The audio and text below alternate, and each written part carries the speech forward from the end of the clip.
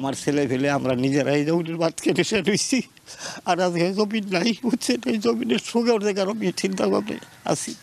৮০ বছরের আব্দুল মজিদের এই আর্তনাদ নিজের বেদখল হওয়া পৈতৃক জমির জন্য।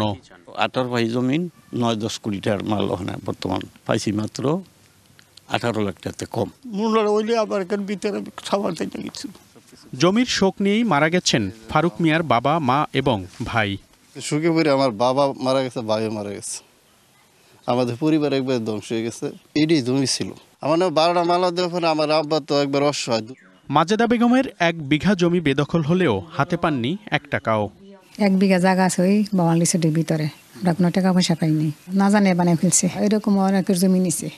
নিজেদের ভিটেবাড়ি বেদখল হওয়া এই বিষাদের গল্প গাজীপুরের ভাওয়াল সংরক্ষিত বনভূমির ভেতরে গড়ে ওঠা সাবেক পুলিশ প্রধান বেনজির আহমেদের নামে পরিচিত ভাওয়াল রিসোর্ট অ্যান্ড স্পাকে ঘিরে। আমাদের হইছে 1 একর 40 শতাংশ, বীর মুক্তিযোদ্ধার একটা সিরাজুল হক, তাদের হইছে 1 একর মানে 3 বিঘা সম্পত্তি ভাওয়াল রিসোর্টে মানে জবরদখল করে নিছি। 60 থেকে 70 লাখ টাকা বিঘা এই মেন রোডের উপরে, আমাদের 1 টাকাও দিছে না। এই দিনে দেখলাম ধান, সকালে দান্ডি কাটা, এটার ভিতরে বালু ভালো না।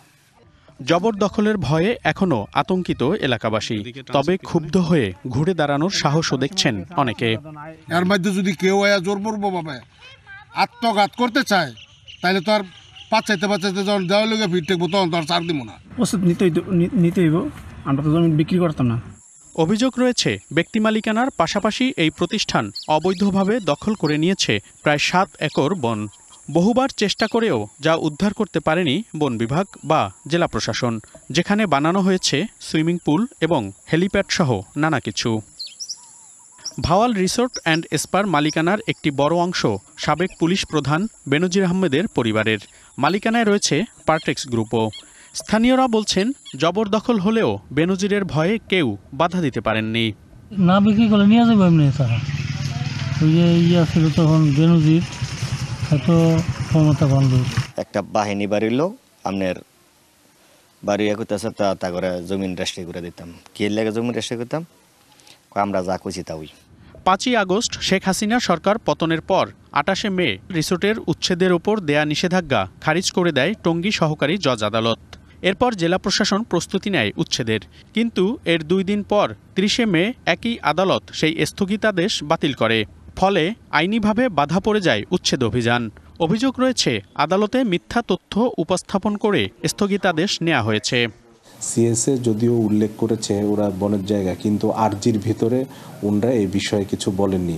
তো আমরা এটা খোঁজখবর নিয়েছি, তারা বনের জায়গাকে নিজেদের দেখিয়েছেন। তো এটা অবশ্যই আইনের চোখে অপরাধ। আশা করি কোর্ট থেকে আমরা এটা সঠিক বিচার পাবো। বনের জায়গা আছে, এটা কিছু জবরদখল আছে, এটা জানি আর কি, নিষেধাজ্ঞা দিয়ে দিছে আর কি আদালত। এখন এটার জন্য আমরা আবেদন করছি। এত সব অভিযোগ থাকলেও বারবার নানাভাবে চেষ্টা করেও মন্তব্য পাওয়া যায়নি ভাওয়াল রিসোর্ট কর্তৃপক্ষের। ওইখানে একজন ম্যানেজার আছে, ওনার সাথে কন্ট্যাক্ট নাম্বার দেওয়া আছে, ওনার সাথে কথা বলি। আমাদের অ্যাডমিন অথবা অন্যান্য ডিপার্টমেন্টের সাথে কথা বলতে হবে। যেগুলো দেখে আমি তার নাম্বার আপনাকে দিচ্ছি, একটু কথা বলবো, একটু ওনার সাথে কথা বলে নিয়ে।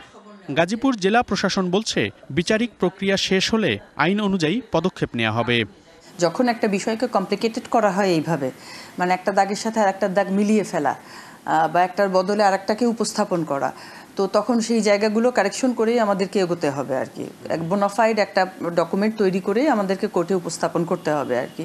তো এই বিষয়ে আমাদের কাজ চলছে। কঠোর অবস্থানের দাবি বন বিভাগেরও। প্রতিটি জবরদখলকারী বন বিভাগ বা সরকারের চোখে সমান, তো সুতরাং সবগুলোই উচ্ছেদ করা হবে। আমার ধারণা যে আপনারা হয়তো বা সেটা ফলাফল সামনে দেখতে পাবেন। বন রক্ষায় ভাওয়াল রিসোর্ট উচ্ছেদ না হলে এমন অবৈধ দখলদাররা আরও শক্তিশালী হয়ে উঠবে বলে মনে করেন সবাই।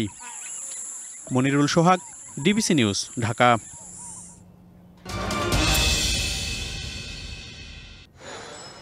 রক্ষকই হয়ে উঠেছেন ভক্ষক, আর এমনটাই ঘটেছে ইসলামী ব্যাংক বাংলাদেশের ক্ষেত্রে। বিতর্কিত ব্যবসায়ী এস আলমকে ইসলামী ব্যাংক লুট করতে সহযোগিতা করা ব্যক্তিরাই বহাল তবিয়তে ব্যাংকটির গুরুত্বপূর্ণ পদে। সরকার পতনের পর ব্যাংকটির ক্ষত আর ক্ষতি দেখতে গঠিত অডিট কমিটির 2টি প্রতিবেদন এসেছে ডিবিসি নিউজের হাতে। তাতে দেখা যায় দেশ লুট করা এস আলমের 2টি প্রতিষ্ঠানকে প্রায় 25,000 কোটি টাকা ঋণ দেওয়ার পেছনে প্রত্যক্ষভাবে জড়িত ছিলেন বর্তমান ব্যবস্থাপনা পরিচালক ও প্রধান নির্বাহী মনিরুল মাওলা।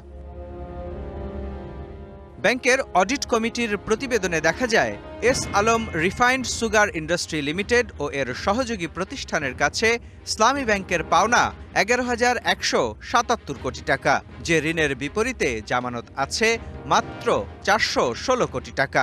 ঋণটি বিতরণের ক্ষেত্রে শাখা কর্মী থেকে শুরু করে শীর্ষ নির্বাহী পর্যন্ত অনিয়মে যুক্ত থাকার প্রমাণ উঠে এসেছে। প্রতিবেদনে দেখা যায় 2019 সালের 31শে অক্টোবর ব্যাংকটির বিশেষ বিনিয়োগ শাখার প্রধান থাকাকালে মনিরুল মাওলা নিয়ম ভেঙে 1,420 কোটি টাকা ঋণের সীমা 2,350 কোটিতে বৃদ্ধি করেন।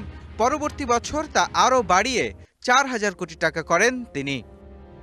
শুধু তাই নয়, এস আলমের আরেক প্রতিষ্ঠান S Alam vegetable oil limited ও সিস্টার কনসার্নের কাছে ব্যাংকটির পাওনা 13,586 কোটি টাকা, যার বিপরীতে জামানত মাত্র 103 কোটি টাকা। প্রতিবেদন বলছে নিয়ম নীতির তোয়াক্কা না করা এ ঋণের সঙ্গেও জড়িত মনিরুল মাওলা।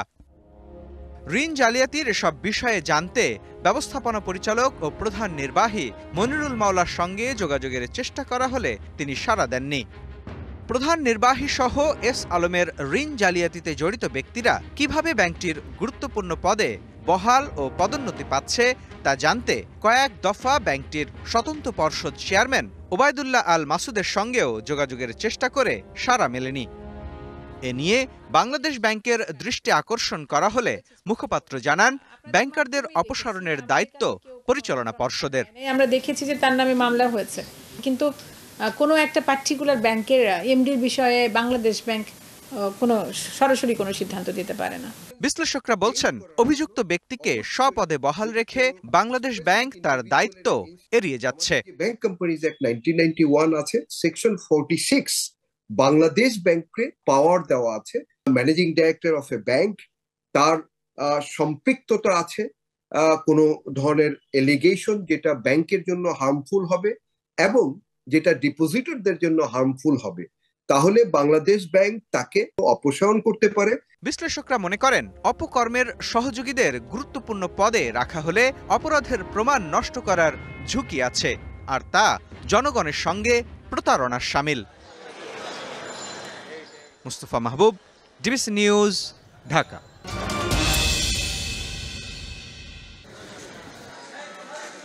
কবে বইবে ভোটের হাওয়া? পুরো দেশ ছেয়ে যাবে নির্বাচনী আমেজে। শেখ হাসিনার পতনের মধ্য দিয়ে দেশ গণতন্ত্রের নতুন যাত্রাপথে চলতে শুরু করলেও এমন অনেক প্রশ্নের সুরাহার অপেক্ষায় বিএনপি সদা প্রস্তুত নির্বাচনের জন্য, কোনো রকমের কোনো আমাদের সমস্যা নেই। আর যদি নির্বাচন যথাসময়ে অনুষ্ঠিত না হয়, তাহলে আমি মনে করি সেটা দেশের অর্থনীতির জন্য, দেশের রাজনীতির জন্য, দেশের জনগণের জন্য সেটা হবে অত্যন্ত অমঙ্গলজনক একটা ব্যাপার। নির্বাচনকালীন সরকারের দাবিতে 2024 সালের 7 জানুয়ারি একতরফা ভোট বর্জন করেছিল বিএনপি সহ বেশিরভাগ রাজনৈতিক দল। ডক্টর ইউনূসের নেতৃত্বে অন্তর্বর্তী সরকার দেশের দায়িত্ব নেয়ার পর আঙ্গুলের ছাপে নিজেদের মালিকানা বুঝে নেয়ার স্বপ্ন দেখতে শুরু করে ভোটাধিকার বঞ্চিত কোটি কোটি জনতা। সেই ভোট যুদ্ধের প্রস্তুতি চলছে বিএনপিতেও। আমাদের ফুল প্রিপারেশন রয়েছে। আমাদের প্রত্যেকটা এলাকায় আমাদের নেতা কর্মীরা সেই নির্বাচন হবে সেই প্রস্তুতি তারাও অলরেডি নিয়ে রেখেছেন, এবং আমাদের প্রত্যেকটা ক্যান্ডিডেট আপনার দেশে বিদেশে তারা গণ এলাকার মানুষের সাথে যোগাযোগ রাখছেন। দলটির নীতি নির্ধারকরা অবশ্য বলছেন, তাদের প্রস্তুতির চেয়েও বেশি জরুরি ভোটের সুস্পষ্ট রোডম্যাপ। জনগণের অধিকারটা প্রতিষ্ঠা করার জন্য নির্বাচনটা জরুরিভাবে দরকার, এবং আমরা নির্বাচনী রুটম্যাপ চাচ্ছি, সেটা আমরা পাচ্ছি না, বরঞ্চ উল্টা সিধা শুনতে পাচ্ছি। এক এক অ্যাডভাইজার এক এক রকম কথা বলছে। আর সংগঠন বিএনপি সবসময় প্রস্তুত, বিএনপির প্রস্তুতির জন্য কোনো টাইম লাগে না। Zakaria Ahmed, DBC news, Dhaka.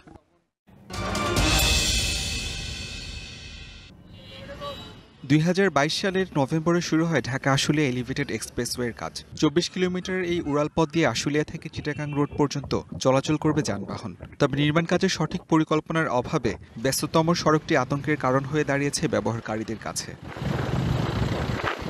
সড়কটি ব্যবহার করতে প্রতিদিনই ভোগান্তিতে পড়তে হচ্ছে হাজারো পরিবহনকে। খোঁড়াখুড়িতে সংকীর্ণ হয়ে পড়েছে সড়ক, এতে যানজট আর ধুলোয় বিপর্যস্ত জনজীবন। সড়কে সৃষ্টি হয়েছে জলাবদ্ধতা।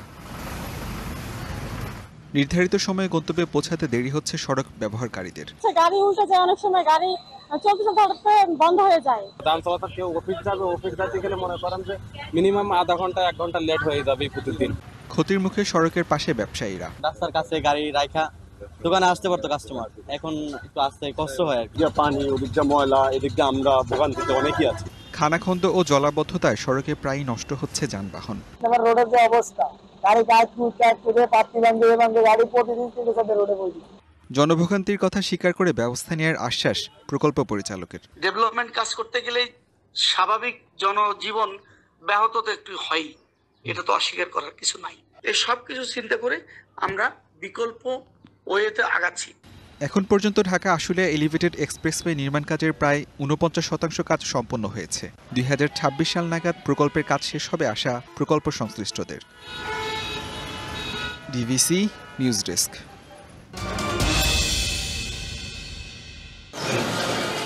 বন্যা থেকে গাইবান্ধা শহর রক্ষায় কয়েক বছর আগে ঘাঘট নদীকে 1 কিলোমিটার দূরে সরিয়ে নেওয়া হয়। সেই থেকে পরিত্যক্ত অংশটি লেক হিসেবে বাস্তবায়নের দাবি ওঠে। 28 কোটি টাকা ব্যয়ে এরই মধ্যে 14টি উন্নয়নমূলক স্কিমের কাজ শেষ হয়েছে। তবে অবৈধ দখলের কারণে প্রকল্পের কাজ পুরোপুরি করা সম্ভব হয়নি। ওয়াটার বোর্ডের আগের বিষয়, আমরা তো 6 কিলোমিটারের মধ্যে 4.8 কিলোমিটার করছি, আর 1.2 কিলোমিটার অবৈধ স্থাপনায় করতে পারি নাই। অবৈধ দখলদার উচ্ছেদ না করা ও বর্জ্যের কারণে লেকটি হারাচ্ছে স্বাভাবিক গতি। অবৈধ স্থাপনা মুক্ত করা হোক, অর্থাৎ দখলমুক্ত করা হোক, দূষণমুক্ত করা হোক এবং সুস্থ বিনোদন কেন্দ্রে পরিণত করা হোক। এখন এখানে আসলে দেখা যায় যে পর্যাপ্ত পরিমাণ ময়লা, মশার উপদ্রব থেকে শুরু করে দুর্গন্ধ থেকে শুরু করে অনেক ধরনের সমস্যা। লেক ঘিরে বিনোদন ও পর্যটন কেন্দ্র গড়ে তুলতে অংশীজনদের সাথে হচ্ছে মত বিনিময়। এখানে প্ল্যানিং স্টেজে আছে, কিছুদিনের মধ্যে আপনারা হয়তো একটা বাস্তবায়ন আপনারা দেখতে পাবেন। ঘাঘট লেককে ঘিরে পুরো একটা পর্যটন হাব করে একটা চিন্তা ভাবনা করতেছি। এটা সেন্টারে থাকবে আপনার ঘাঘট লেক। এদিকে কাজের দীর্ঘসূত্রতা ও কর্তৃপক্ষের সদিচ্ছার অভাবে লেক ও দুপাশে জমেছে আবর্জনার স্তূপ, হচ্ছে মাদক ও অনৈতিক কাজও। DBC news desk.